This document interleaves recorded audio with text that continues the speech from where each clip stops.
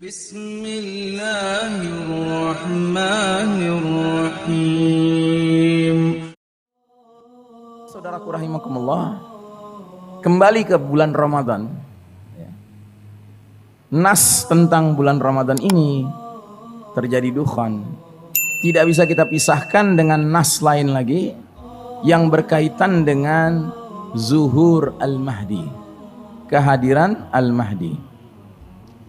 Disebutkan di dalam sebuah hadis riwayat Abu Daud, yakunu ikhtilafun 'inda mauti khalifah fayakhruju rajulun min ahli al-madinati hariban ila Makkah. Artinya akan terjadi perselisihan, kekacauan, chaos saat matinya seorang khalifah. Ini kita sudah bahas bahwasanya Syekh Mubayyad menekankan kata khalifah di dalam kitabnya Ensiklopedia Akhir Zaman.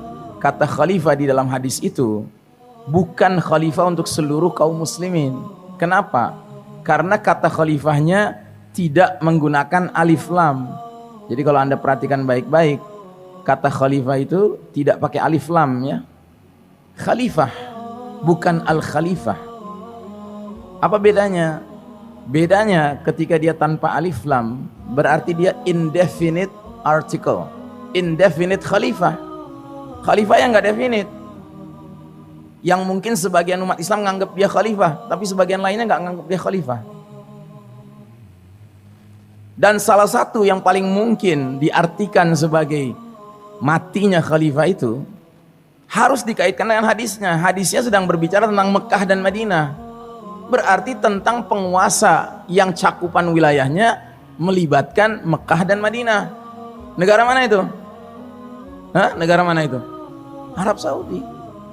Dan bukan rahasia, Arab Saudi adalah satu negara yang hari ini masih secara resmi menyatakan bahwa hukum mereka adalah hukum syariat Islam. Mirip khilafah kan? Dan warga Saudi sampai hari ini Pak, masih banyak yang menganggap rajanya tuh khalifah Pak. Dan sistem pelantikan Raja Saudi sampai hari ini masih kayak pola khalifah Pak, pembaiatan. Satu-satunya, nggak ada di negara lain Pak yang pakai baiat-baiat. Maka Syekh Mubayyad menduga kuat pengertian akan terjadi perselisihan saat matinya khalifah.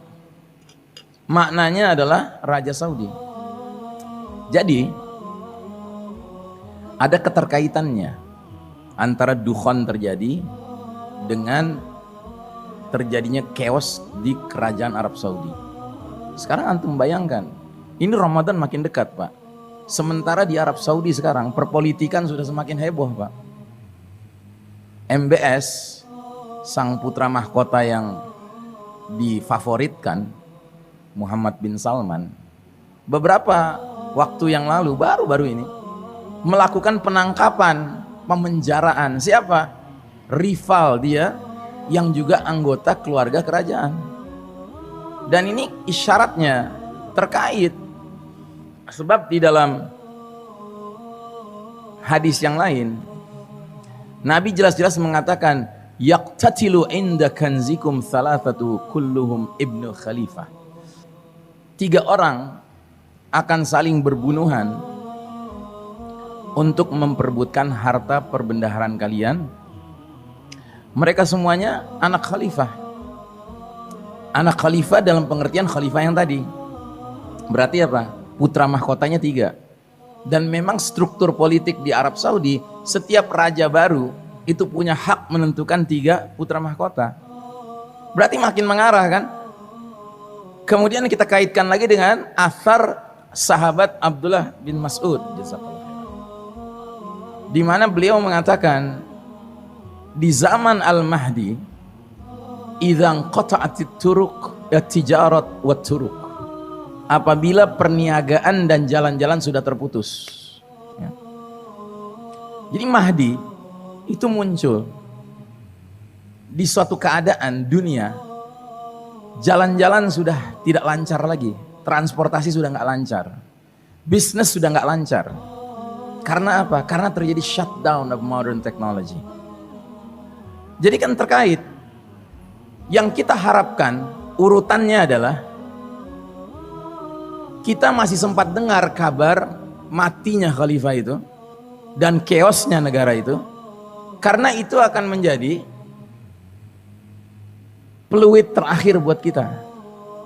Itu peluit terakhir buat kita yang peduli tanda-tanda akhir zaman. Wah, udah mati nih. What's bener chaos nih. Ya. Setelah itu, apa yang harus kita lakukan? Kita harus melakukan pilihan. Pilihan, kita harus melakukan pilihan. Ketika Batshatul Kubra, hantaman keras datang dari langit dan dukhan mengikuti setelah itu, sebagai hamba Allah yang sepenuhnya ditentukan oleh Allah takdirnya, kita cuma punya dua takdir, Pak. Takdir kita mati bersama bencana dahsyat dukhan itu, atau Allah panjangkan umur kita tetap hidup. Kalau mati, sudah selesai urusan kita, Pak. Karenanya menghadapi dukhan ini kita juga harus siap-siap, Pak. Bisa jadi kita mati. Siap-siap apa? Ya bertaubat. Tinggalkan semua perilaku main-main kita. Mari kita beriman, beramal soleh yang serius. Sehingga kalau memang terjadi dukhan dan kita termasuk yang wafat dikarenakan dukhan itu, bukan diazab ya. Kita nggak berharap menjadi diazab oleh dukhan itu, tidak. Karena ada hadis bunyinya begini. Idza zaharal ma'asi fi ummati ammahumullahu bi'adzabin min indih. Apabila kemaksiatan sudah merata di tengah umatku, Allah akan datangkan azab yang berlaku umum. Ummu Salamah radhiyallahu anha, istri Nabi, langsung bertanya, "Ya Rasulullah, tidakkah ada orang-orang soleh di tengah-tengah itu?" Kata Nabi, orang-orang soleh itu ikut mati juga. Ditanya lagi sama Ummu Salamah, lalu bagaimana nasib mereka? Mereka akan diampuni dan dirahmati Allah Ta'ala. Ya. Jadi kalau bencana-bencana ini datang, Pak, Bu, dan kita termasuk yang ditakdirkan mati, ya, kita harus bersangka baik kepada Allah, bahwa Allah menilai kita ini adalah hamba Allah yang gak siap ngadepin huru hara akhir zaman selanjutnya, Pak. Sehingga lebih baik mati. Karena jujur, Pak, setelah ini keadaan kita sangat kacau. Sangat berbeda dengan kondisi dunia sekarang. Anda bayangkan, dukhan terjadi 40 hari 40 malam, gak ada makanan. Orang berlomba-lomba berebut makanan sampai berbunuh-bunuhan. Kemudian pembenaman bumi di timur dan di barat yang menyebabkan reduksi peta dunia. Peta dunia direduksi ketika itu. Jadi peristiwa pembenaman itu terjadi karena ada pecahan meteor yang bukan jatuh di daratan tapi di lautan, sehingga timbullah tsunami yang dahsyat sekali ketinggian dinding airnya. Para ilmuwan mengatakan tinggi airnya itu minimal 230-an meter, Pak. Itu nggak bergerak. Kalau bergerak tentu makin naik, Pak. 300 meter, 400 meter, 500 meter. Sehingga ketika dia jatuhnya di tengah Samudra Pasifik, bergerak ke kanan, maka wilayah barat ini akan terbenam. Bergerak ke kiri, wilayah timur ini akan terbenam. Sehingga peta dunia di timur ini dan di barat ini akan mengalami reduksi, Pak. Saya tidak mengatakan penghapusan sama sekali. Karena apa? Karena kan ada high grounds, ada dataran-dataran tinggi, Pak. Yang karenanya juga rekan saya yang biasa ngomongin akhir zaman, Uzma, itu sudah mulai memikirkan dan merancang dan mempersiapkan kampung akhir zaman di perbukitan Payakumbuh di Sumatera Barat. Itu bagus, itu benar. Karena apa?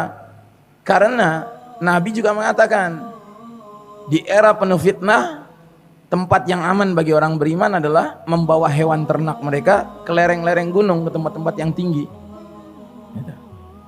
Nah, jadi saudaraku rahimakumullah, bisa Anda bayangkan dukhan terjadi bersamaan dengan pembenaman di sana sini. Gempa-gempa pasti juga mengiringinya, karena ada hadis juga mengatakan kehadiran Al-Mahdi itu saat banyak gempa berlangsung. Terus shutdown of modern technology. Gimana Pak? Ya, coba bayangkan. Kira-kira kita termasuk yang sabar nggak menghadapi situasi itu? Ya. Jangan-jangan kita nggak sabar. Makanya kadang-kadang saya suka berpikir, dalam doa-doa kita, sebaiknya kita minta apa ya? Mengingat bahwa takdir Allah cuma dua, kita hidup atau kita mati ketika peristiwa-peristiwa bencana ini terjadi Pak.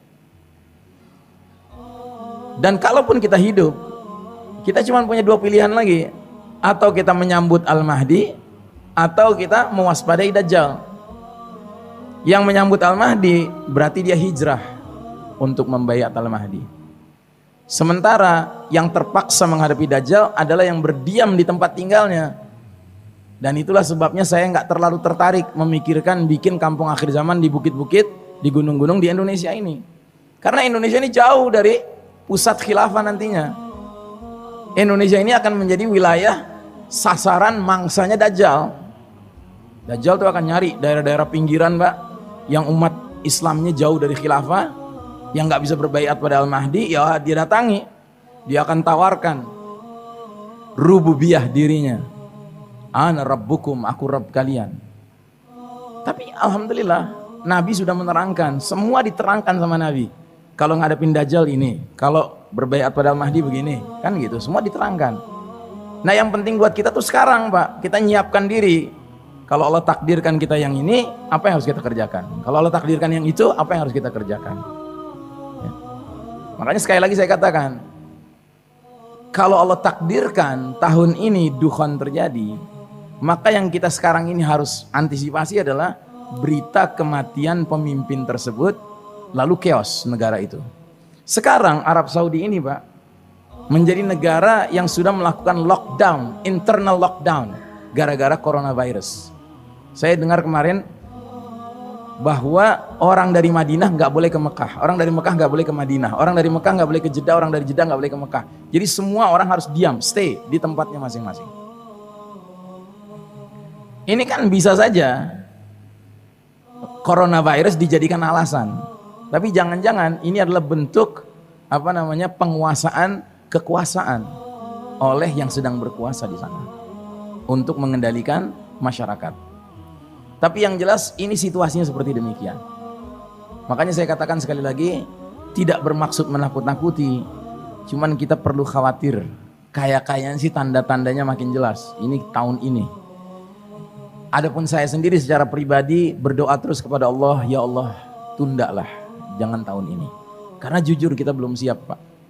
Termasuk saya belum siap. Kalau dengar kabar pemimpin itu meninggal, chaos ya kan, apa iya saya sudah siap untuk hijrah? Kalaupun hijrah, hijrah kemana?